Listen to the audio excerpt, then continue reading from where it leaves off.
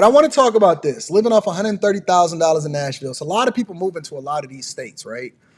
Um, and a lot of people are moving to states specifically that does not have an income tax, right? So if you move to Tennessee, Florida, Texas, Arizona, it's a lot of different states that don't have an income tax, but they do make up their revenue in a completely different way. But we're going to get into that. Let's go ahead and play the video. I have not seen this at all. I do not know exactly what it is that she does for a living. I just seen the cover photo. I seen that they released it yesterday. And so I wanted to address this and see it because I want to know what she does for a living and where she makes her money.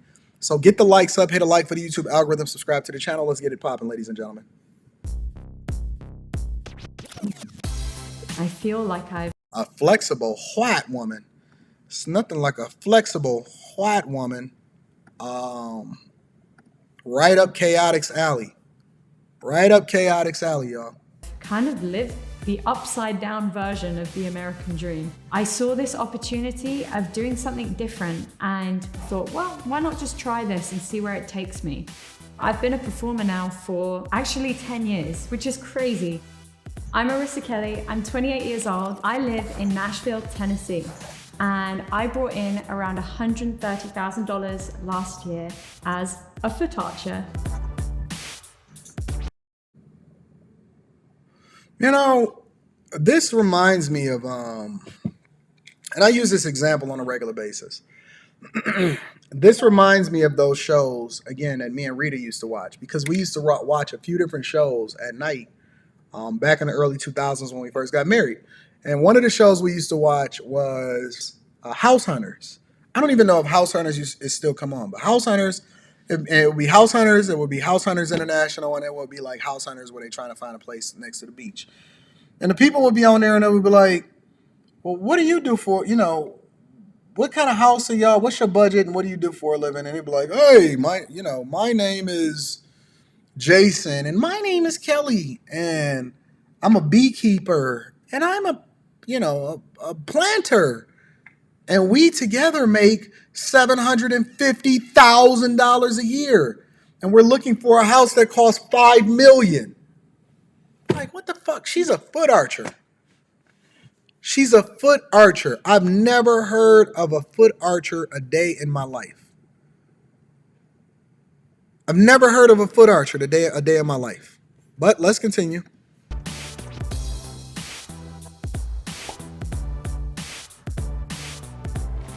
And she make $130,000 a year. How do you make $130,000 a year as a foot archer?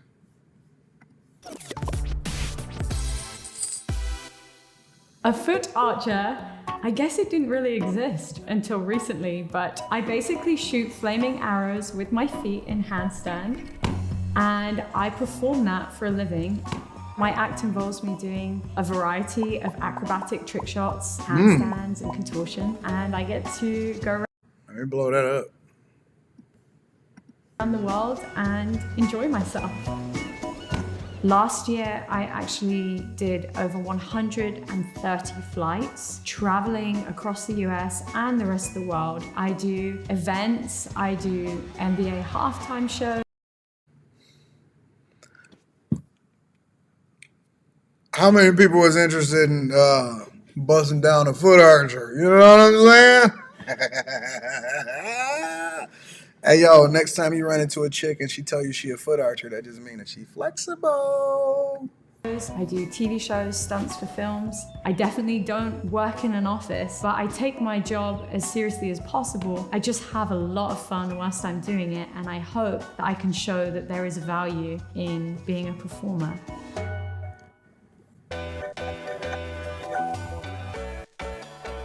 I'm originally from the UK, and in 2020, I moved to the USA. She's kind of thick, too. Now, she not that fat thick. You know what I'm saying? A lot of chicks like to say they thick in all of the right places. No, you just got a BBL, and you're not big-boned. Your bones don't have any more density than anybody else's. But that fit thick. And ended up in Nashville. One day, I was meant to get on my flight home to London, and I realized I see a really big opportunity for my career here. So I just didn't get on that flight home. Immediately from that moment on, I decided this is it. I want to live in the US.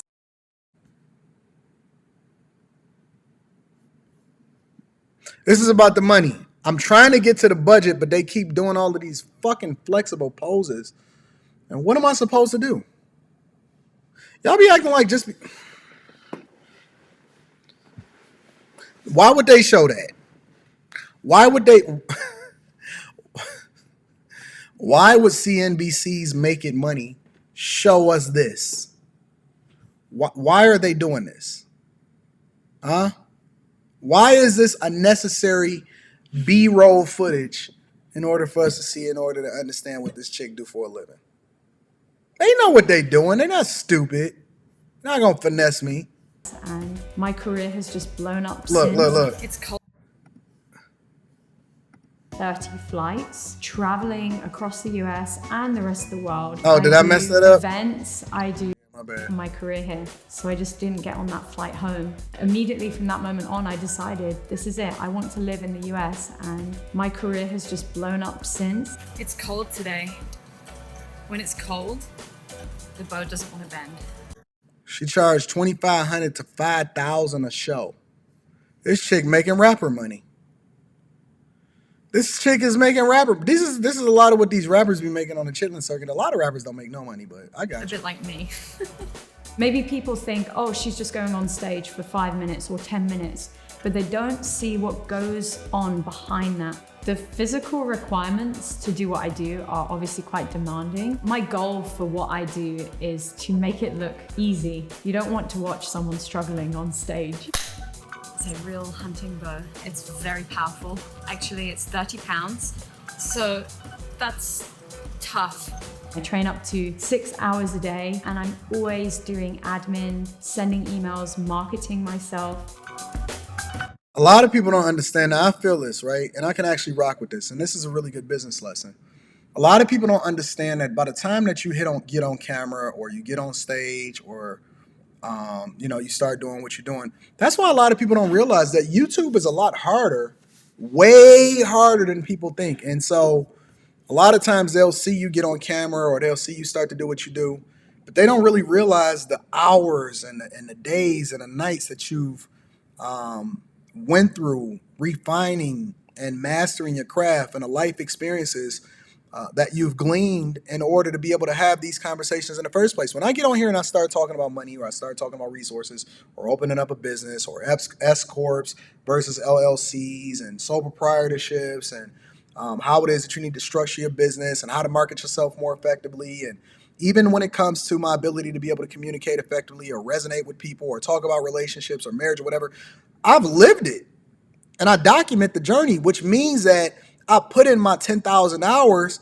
And by the time that you finally get to have a conversation with me, whether you want a coaching call, or you starting to take in the content that's on a Patreon or whatever like that, you're getting a finished product, right? That half hour, 1 hour that I spend nurturing and pouring into you or whatever, I had to live a lifetime in order to master that. And that's why I always say, I don't understand how people just wake up and say, I want to be a life coach. No, you need to live life. Right? By the time you get the final product on the NBA floor, you don't really know that they've been putting up 1,000 jump shots a day, and they in a gym, and they train, and they mastering their craft. That's why I don't understand that people that really say that they want to take whatever it is that they want to do seriously, they really don't, because if you're not putting in the amount of effort, and even when it comes to opening up your business, and I think that this is actually a really good lesson. When it comes to opening up your business and stuff like that, don't sit here and tell me about how you want to be successful, but you're not willing to put in the work. You're not willing to work it as a second job. You're not willing to master your craft. You're not willing to put 3, 4, 5, 6, 7, 8 hours a day into it. You're not willing to go to school full time while you're working a full-time job. You're not willing to sacrifice getting some pussy, or going out and hanging out with your buddies in order to continue to build your business, or do your website, or whatever it is that you're supposed to do. Because by the time you get to see the finished product, even with Kevin Samuels, people don't know what Kev did. Like, and again, same thing that I was saying earlier in the stream. Kev would leave up a lot of his old videos because he wanted you to see the progress that he's made by the time that he then blew up and went viral on World Star Hip Hop and Instagram and YouTube. He was already a polished product. By the time you see some of these comedians get on stage and you think that you're gonna roast them, man, they done been booed off stage so many times. They know how to overcome objection. She's spending the majority of her time marketing herself, sending out emails. She's doing cold calls. That's what cold calling is. A lot of y'all say that y'all don't like sales. Okay, or you can have the greatest product in the world, but if you don't understand what sales is and marketing is, which one of the things that I actually shared inside of the Patreon, I did it in the webinar. If you don't know how to sell yourself, you can be the greatest person in the world, and it's not going to translate into anything.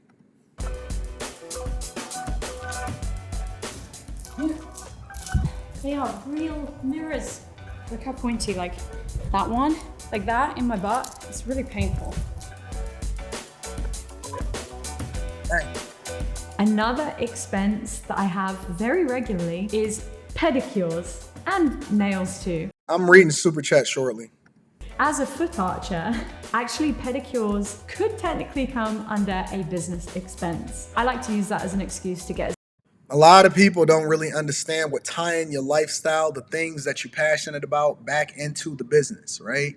So that you can legally get it written off, right? If I'm flying out here to take care of business for a conference, if you get a coaching call from me, that is you actually being able to write that off from a business perspective, depending on what it is that we're talking about, right? Personal development. If I fly out here to Vegas in order to shoot content, I've been shooting long form content, right? I've been renting certain things in order to get certain things on camera and get experiences. The equipment that I wind up buying and using in order to continue to build up the platform. This camera that I'm talking to you right now on, the gimbal, the computer that I edit things on, all of that stuff is a business expense. But I'm not going to deep dive into it any further than that because that's Patreon level game that you guys are just going to have to join the Bag Chasers in order to get for us to be able to deep dive into that. But ultimately, what she's basically saying is that she's tying the thing that she's passionate about into what it is that she does from a business perspective in order to justify it from an expense. You might fly out to Vegas to go and have fun. I'm flying out to Vegas in order to record content. It's two different ways in which we're going to account for it, and you're going to pay 10 times more than me because from a tax perspective, the IRS love business owners. But let's continue. As many as possible.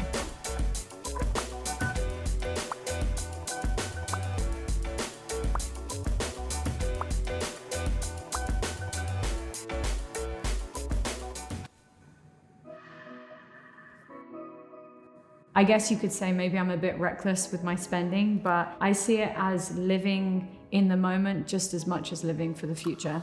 I'm an athlete. I like to spend money on food, okay? I don't cook, so I just have no desire to sit at home and make meals. I think that... What's up with all of these women that don't cook? I'm just curious. What is that a modern thing that women just don't care about cooking anymore? All right, $20 on subscriptions, $53 for discretionary, $96 for the phone, $280 for insurance, housing and utilities only $300. That's because she lives on the road. Housing and utilities only $300. That means that she has no home, or she probably just uses or stays with somebody else in order to store her stuff there. But if she's living on a plane, then that means that she can then eliminate what goes along with housing and utility costs. A lot of people are not being smart, which it looks like she's incredibly smart. But a lot of people are not being smart. And let me tell you why. Because society has programmed you to live the American dream. So you feel like you have to have a house, or you got to have a big house, or you got to have a house that reaches up to this percentage of your budget or whatever like that. When in reality, if you cut the costs, you're then able to invest more in cultural experiences and your business, which then can accumulate assets, which means that your net worth go up. And so because her costs are little, because she doesn't have to actually live a certain lifestyle in order to maintain appearances for you guys, she lives on the road, then that means that she can cut her housing and utilities, I'm assuming, because she hasn't actually went into that aspect of the video yet. But transportation, $571, and food, $1110. She's only spending $30,000 a year in her personal expenses. But this is just January 2023. Personal expenses, she's only spending $25,000 or $30,000 a year, a little less than $30,000 a year. But she makes $150,000 a year. So I'm assuming that a large portion of it goes to business expenses, and then another portion of it goes into, I don't see savings or anything like that. Let me watch some more of this video. spending money on food is a big habit of mine, and it's probably not a great habit, but you know, I have so many nice experiences either meeting people or hanging out with my friends that I don't regret it. I told you. She eliminated all of her costs because there's no point in her having a home just for the sake of having a home, which then comes along with additional costs such as property taxes, even though you're living in Nashville from an income perspective. She's eliminating the thing that Nashville, for example, Tennessee, Florida, Texas, Arizona, Nevada, all of these states make up the majority of their revenue as a result of property taxes, which is higher than in states where they're actually taking income taxes out of your check. So if you're going to live somewhere like Tennessee or Nashville inside of anywhere inside of Tennessee or whatever like that, then that means that the best way for you to really leverage what the incentives in a state has for you to live there is to reduce the amount that you're spending on housing. This girl is smart. Smart. She's eliminating the cost because she's never even really home. Anton, why do you own the places that you rent out to other people? And then why do you live and rent where you stay? Well, A, there's business reasons for that, but you're going to have to join a Patreon in order to get that game. But B, I don't even plan on being in a house or really having a home at all that I'm staying in once my daughter reaches a certain type of age, because I will be traveling, documenting, blogging, and where I lay my head is where I'll, wherever it is that I'm a rock with. And so because I have an office, because I have certain spaces that I own, that I also rent from a business perspective, we'll just use that as storage and we'll just travel the world year round. So I got a whole plan for how it is that I'm gonna live my life. But I like how she's thinking. She thinks differently than the general public or the general population that's been sold the idea that you have to have a place to stay, you have to have a home, you have to have a whole apartment, you have to have a mortgage. It's stupid. You don't have to have any of that. I always put in 20% of everything I make. I don't even see that money. It's gone straight into my savings. Now, the problem, though, is that savings is not beating the rate of inflation, right? She needs to have it in investments that's then compounding the amount of money that she's making. Otherwise, she's just going to lose money every single year. But I like the fact that she don't even see the 20%. And she probably has more than just savings. She probably wires some of that money from savings over into other investments that then make money for her over time. She just keeps a portion of it in savings. One of the things I wish I knew when I moved to America was how expensive healthcare is. I will do anything I can to wait to go back to the UK to resolve any medical issues. And in some cases, it's actually cheaper to buy a flight the next day to England to get this resolved than it is to go through my insurance, which is just crazy. I actually grew up in a very poor area and my parents had no money. So actually when I was 12 years old, my dad passed away very suddenly. Then we went from being poor to really, really poor because my mum was actually raising 3 kids on her own and all 3 kids were under 18. And she had to get 3 different jobs just to pay for us to be able to eat. From then on, it was very clear that life is short. And my mum, instead of saying, go get a solid job where you know how much money you're gonna make, you're gonna be secure, she was absolutely adamant, do what you love because life is short. I've been a gymnast since the age of 3. After about 15 years of that, I was like, I can't just stop. I can't just do something that's not physical anymore. And I decided, why be the best in the world when you could be the only one? Be so different that no one else even compares to you. She's learned how to market herself more effectively instead of using her circumstances in order to say, well, I didn't have anything, or I was poor, or we was really, really poor, or we didn't have a father, or I'm from a different country, and all of that other type of stuff. She worked her ass off, and she learned how to market herself so that she can then make money and live the life that she want to live. So I came up with this crazy idea. I bought a bow and arrow. I went to a cricket field, which is like a baseball field, and I just taught myself. I trained 6 hours a day, every single day for 6 months until I hit my target. I went all the way in. I actually pushed the wick back. What people don't realize is that more than the physical training is the mental training that I Before you can ever become successful at anything, honestly, you got to believe that you can do it. You have to completely recondition with how it is that you see life. Because that's why they say faith without works is dead. Because you can say anything that you want to say, but it usually translates into your actions. Whatever it is that you think, that's the Bible even say the sin happens within your mind before it actually takes place, right? And so you was thinking it, you were programming yourself, and that's why I don't even ever subject myself to the idea that when people say I'm poor, or I don't have anything, or the government sold us out, or we're less than. I don't let that negative talk ever even come in my sphere. I don't be around people that's negative. I don't be around people that run in the Victim Olympics, because I know that they've already been self-defeated and they're teaching themselves to be poor, teaching themselves to always be a victim. They will never be anything because they already got it in their mind and they can't be anything other than whatever their current circumstances are. had to go through. If you're nervous and you're shaking, that's gonna transfer along the bow, along the arrow, and I'm gonna miss my target. In the early days, that was a real problem. How do you get over your nerves? Well, you have to go on stage and work through that. So for the first I literally just told y'all that about being a content creator. year, I struggled. There was definitely some failures, but when you fail so much publicly, you become so focused and so strong and so determined. I still get nervous when I go on stage, and if I didn't, maybe I don't care enough. So I'm glad I do, but now I just know how to control my nerves and how to use them to help me. And as Everybody think that failure is a bad thing. I don't know anybody that hasn't failed in order to be successful, right? For every 5 businesses that I had first started, for every 10 businesses, let's go all the way in, right?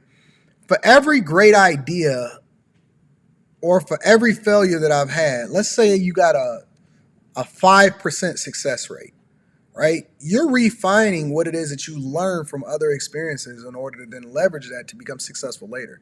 Failure is not a bad thing. Your mindset behind why you failed or what you're going to do afterwards, right? Life is 10% of what happens to you, 90% of how you react to it. That's what my father taught me.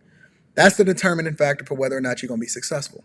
soon as that music comes on. I'm ready to go.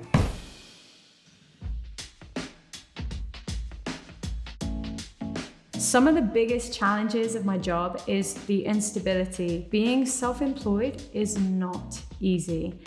It takes a lot of courage. We don't know when we're gonna have gigs. We might have a month of amazing work and then 3 months of nothing. And that takes someone who's really brave to commit to that. The way I found to tackle that is by really working on creating content and boosting my social media. So now that's become another form of revenue. So I don't see any missteps that this chick has made. This chick has been on top of everything.